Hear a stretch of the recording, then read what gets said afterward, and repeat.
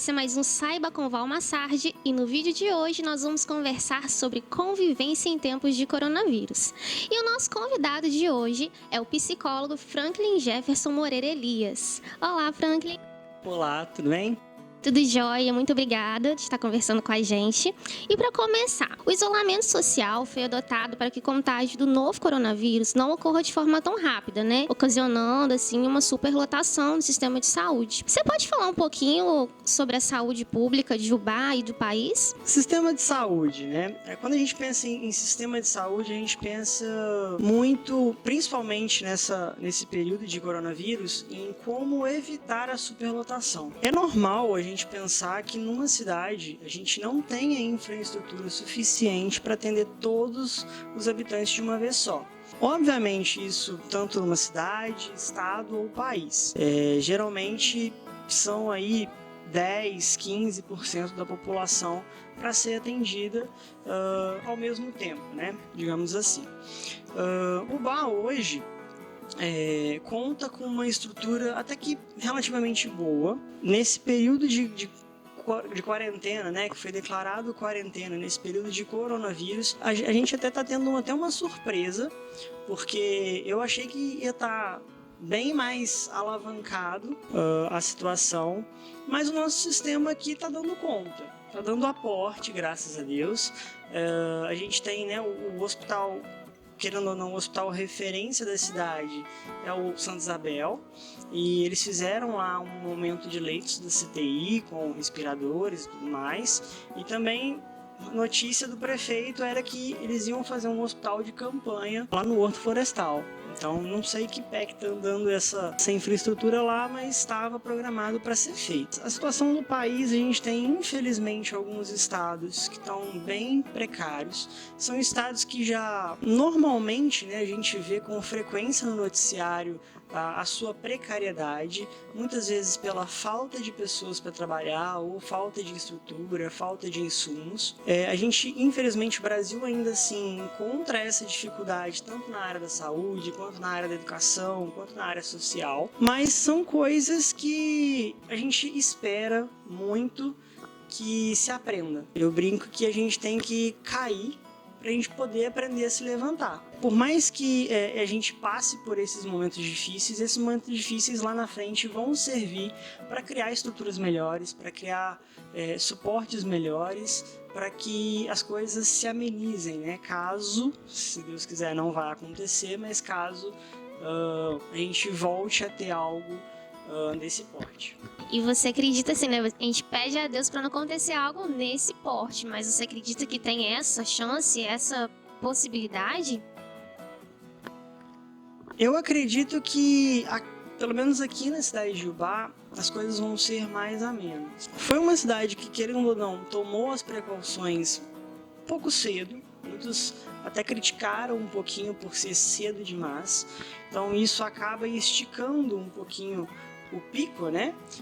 Que isso vai acontecer, e aí é natural, toda semana a gente vê, não, ó, o pico passou para segunda semana de abril, terceira semana de maio. Esse alongamento do pico, esse distanciamento da data do pico é normal nessa questão de quarentena, porque você está fazendo um processo que vai fazer exatamente isso, é estender o período da doença para que se consiga atender todas as pessoas de forma mais humana possível.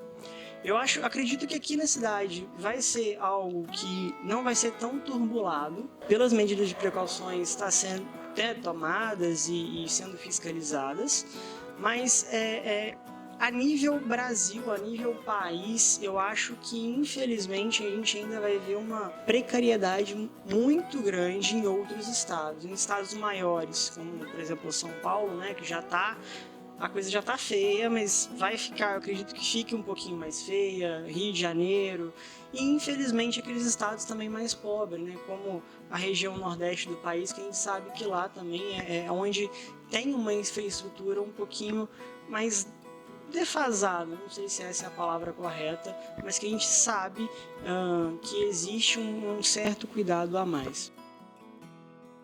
Entendi. E com o isolamento social, as pessoas foram para casa, né? E elas começaram a conviver mais. E a gente soube, assim, de outros países, notícias de divórcio. E por que isso acontece? Se nesse momento a gente deveria estar mais próximo de pessoas que amamos, né? Até para dar um suporte pra gente emocional. Por que isso está acontecendo? Isso é mais do que natural. Com as pessoas indo para casa, serviços parados e tudo mais, a pessoa ela tende a ficar mais... ter mais tempo, né? Para pensar nas questões do dia a dia. Tem um livro muito, muito lindo que eu li na minha época de faculdade, que ele chama Vida Líquida.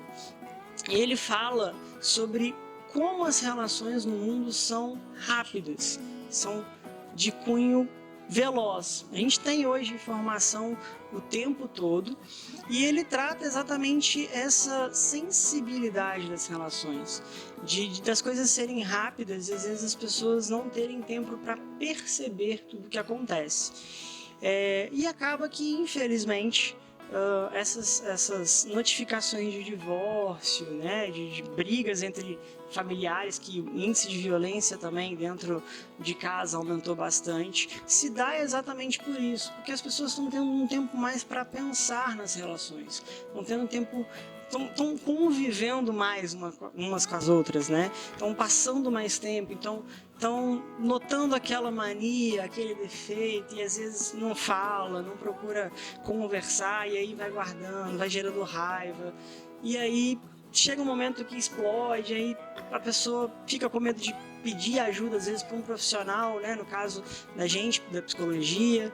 É um processo que não era para acontecer, mas que é, de certa maneira, entendível de acontecer.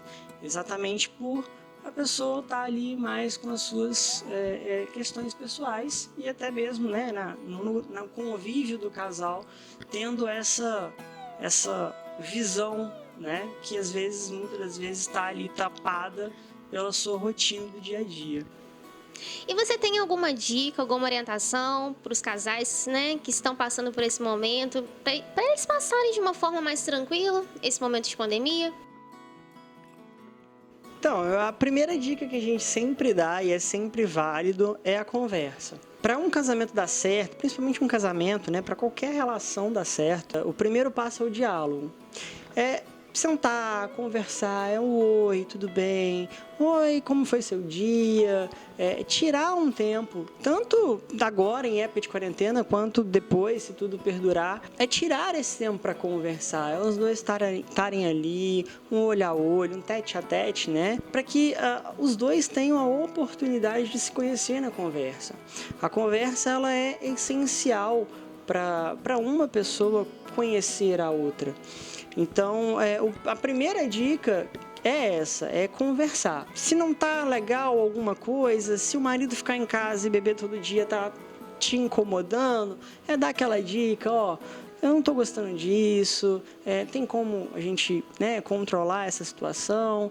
E aí os dois passam a construir a sua vida futura juntas, que muitas das vezes, né, isso não ocorre num casamento normal. As pessoas estão ali no dia a dia, saem 5 horas para trabalhar, cada um no seu carro, na sua moto, no seu veículo, vão aí aquele dia hiper estressante no serviço, o patrão xinga, e por aí vai. Chega em casa, a mulher faz a janta, geralmente, o marido chega procurando a janta, e jantou, foi para a cama. Muitas das vezes, hoje em dia, com a facilidade da tecnologia, né, os dois ficam ali no celular, zapeando, mandando mensagem pro amigo, marcando churrasco e tal, vão dormir e se encerra, não tem aquele contato. Então, a conversa é a dica essencial, assim.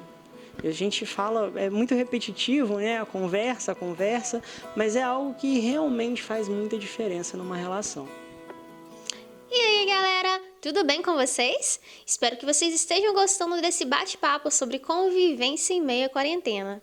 E, como o vídeo ficou muito grande, resolvemos dividi-lo em 2 partes. Então fique ligado no canal que em breve divulgaremos o próximo vídeo. Tchau!